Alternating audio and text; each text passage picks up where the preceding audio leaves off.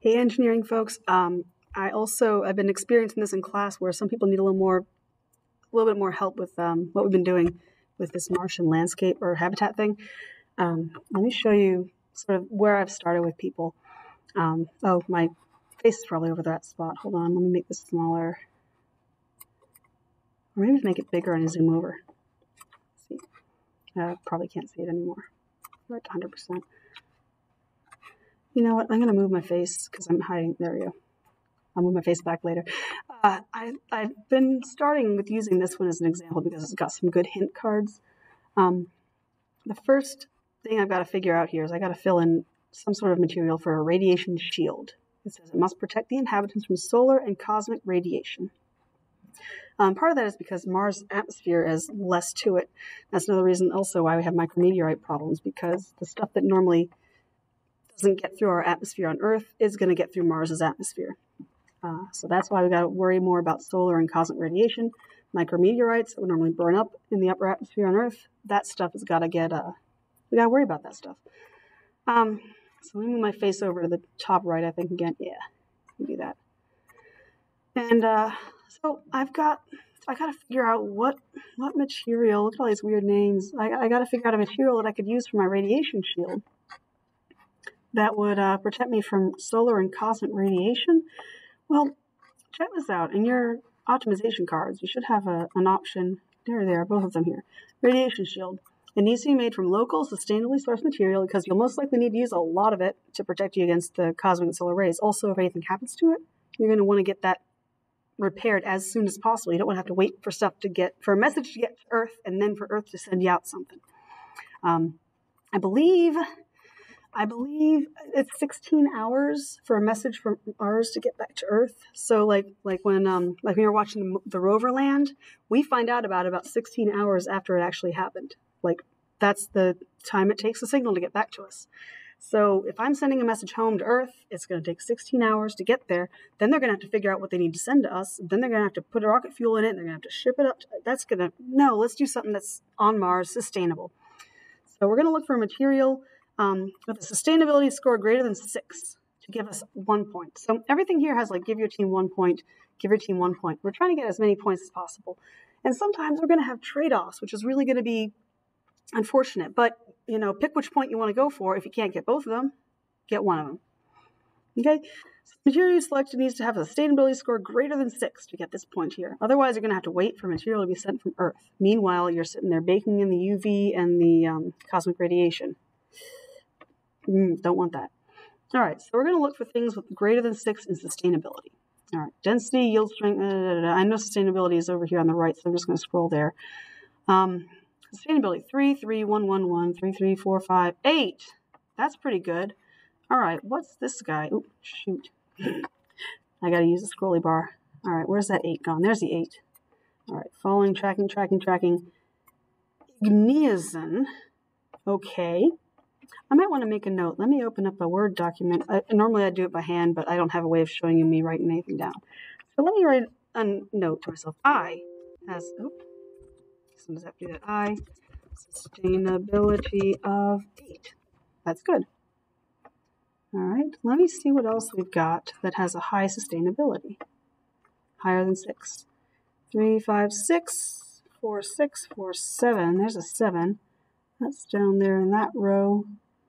Plain has a 7. So the one starts with P has a sustainability of 7. And it'd be cool if I made a table. If I were doing it by hand, I would just make a table right up. I would just make a list, and then I could make another column to make it a table.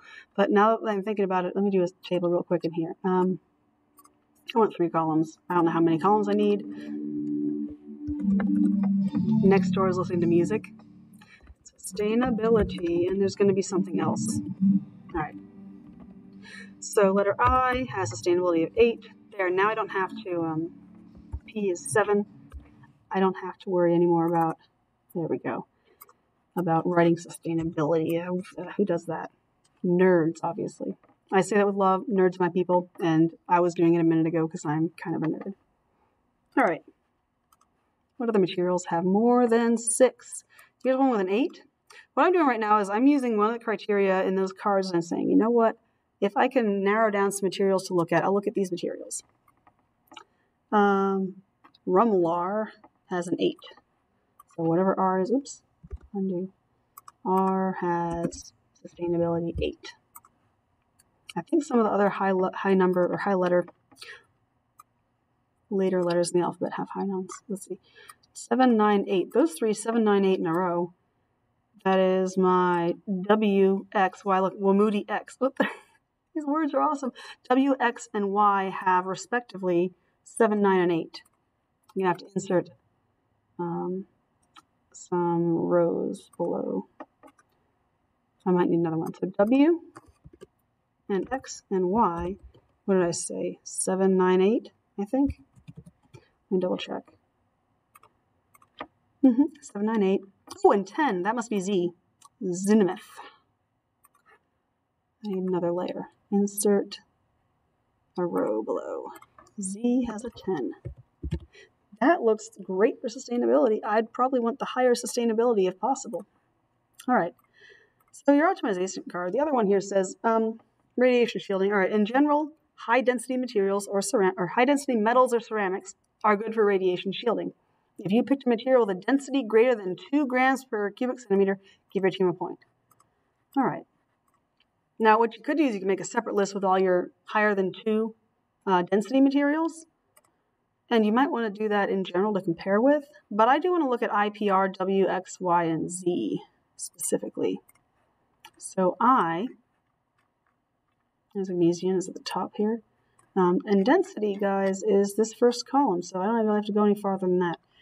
All right, I is 2.3 to 2.4. And that's density. 2.3 to 2.4. Okay, what about P? Plen, I think. Plen. 0.94 to 0.96. Ooh, I'm probably not going to use that one. 94 to 96. And if you wanted to, you can be precise and put that 0 in there. I had skipped it. I should know better. I taught physics for several years. I should know better than to skip the significant figures. R has 1 to 1.25. 1 to 125. W, X, Y, and Z is what I'm looking at next. All right. W, 0.31 to 35. No, that's too low. X, 1.37 to 1.63. Y, 2.4, straight up 2.4. Okay, 2.4. Oops, wrong one. Z, 1.1 to 1.3. All right, 1.1 to 1.3. All right, at this point, when I've seen all these things, I kind of want to think about I is good. I has the density we're looking for. Let me see if I can pin this. There we go. I don't need that hiding anymore. I want this row here. I want to make sure I highlight that because I want that possibly. These are all too low. This guy here has got good density. Now, out of curiosity, let me insert some more below. Out of curiosity, insert below. Insert below. All right. Let's see if we have anything else with a high density. Higher than 2. All right. Adirondatum, whatever it is, 2.5 to 2.9. So A has 2.5 to 2.9. There's probably O's in there. And probably O's in this one too.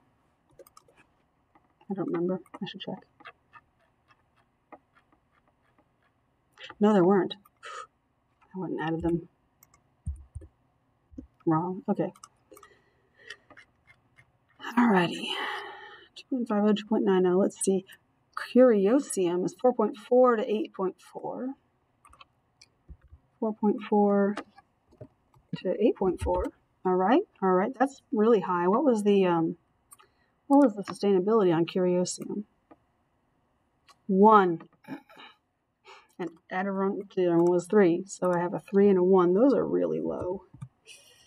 Like if I could, golly, that's dense compared to, well, anyways, you can do as much as you want like that, like D-light, Esperanzal, Gulbernide. What if it's exactly 6? I don't think I get a point for it, but is there anything here exactly 6 with a high density? So you're going back and forth a lot. If you can print off like 11 by 17 paper of this, or if you can read when it's shrunk, you can fit to page on an 8.5 by 11 in landscape mode and print this off. My eyes are not good enough for that. But that's the idea, is that you're going to be going through. So pretend that I've looked at all these, and none of these have, nothing else I'm looking at for high density. You're going to have the right sustainability, because I've already narrowed down using sustainability. So really, I don't need any of that stuff down there. But I'm going to look at I, and I'm going to look at Y, because they both have the same sustainability. Y is guaranteed, looks like 2.4. Y might be the better one than I. I could be a little bit less dense. Let's see what the comments say, though, just to see if there's anything weird going on that you might want to know about for I and Y. All right. Y, which I like better because, look, there's not a range. It's just 2.4, which is nice. Upreet. High corrosion resistance, low permeability, can be in sufficient quantity as a radioactive shield. Good times, good times. That could be it. That could be it.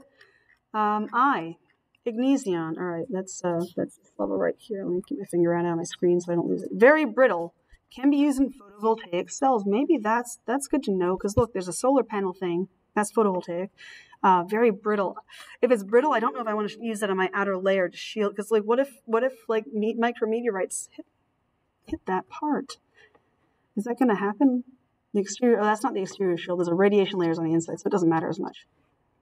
But I like how like it says in the comment, and that's good. You might want to look at comments first. That it could be used. This Y, whatever the Y one was, radioactive shielding. I think I'm going to go with Y. For my radiation shielding is Y. That's my decision. If I had to justify it, I'd say that it has sustainability is greater than 6. That's a requirement. 1 point. And its density is greater than 2.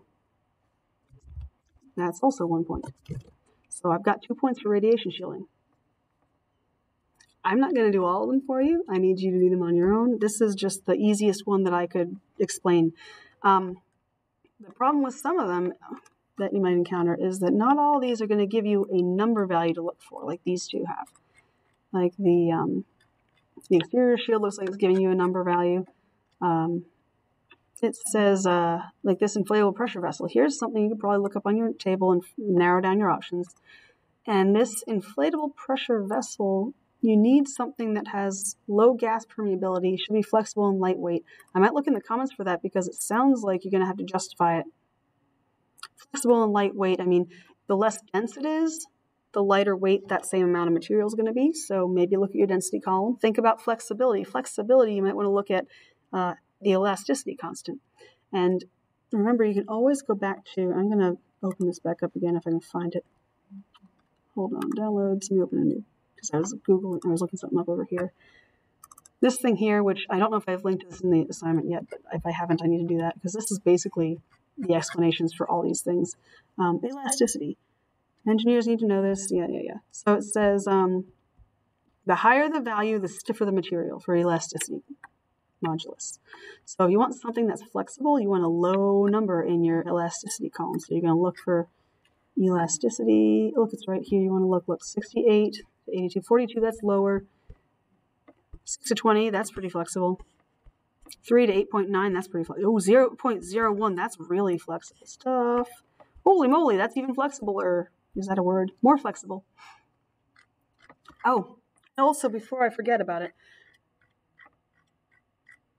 scientific notation. I'm assuming this is something that I know was covered in the stuff I did in 7th grade when I was teaching the 7th grade math content. But just in case you don't know about this notation right here, this is scientific notation. 10 times 10 to the 12th is a large number. That is 10 times 1 with 12 zeros. So it's just going to be 1 with 13 zeros at that point. So 1, 0, 0, 0, 0, 0, 0, 0, 0, 0, 0, 0, 0, 0. Yep, that's 12 sets of 3 plus another one. So it's 10 thousands millions, billions, 10 trillion. Is that right? That's a big number. I don't want to write 10 with 12 more zeros attached to it, so I write it 10 times 10 to 12. That's really not truly scientific notation. It would just be 1 times 10 to the 13th if it was true scientific notation. But, that's how you read the scientific notation numbers. Some of these numbers have a negative sign, I think. Are there any that have a negative sign? Because that would be something I wanted to share and make sure. If it's got a negative number in the exponent, it would be a very small number. Maybe like 0.000000000, and then whatever these numbers here were. It doesn't look like you have that problem. So making sure you know what these numbers in the resistivity column mean. And also reading this table, notice these asterisks, like sustainability with the asterisk. Higher sustainability values are increased availability, so the higher the better for sustainability. This guy has an asterisk here for glass temperature, so either the melting point or the temperature at which it turns to glass. So it's got an asterisk. These materials turn to some sort of a glass when they're melted. They don't just melt, they turn to glass, which is cool. And I want to Google something because I don't know if I've ever actually explored what glass temperature means, and so that's something that I'm going to go into a rabbit hole for. But right now, I am late to my faculty meeting, and I've taken up too much of your time probably. Have a wonderful rest of your day, and I'll talk to y'all soon.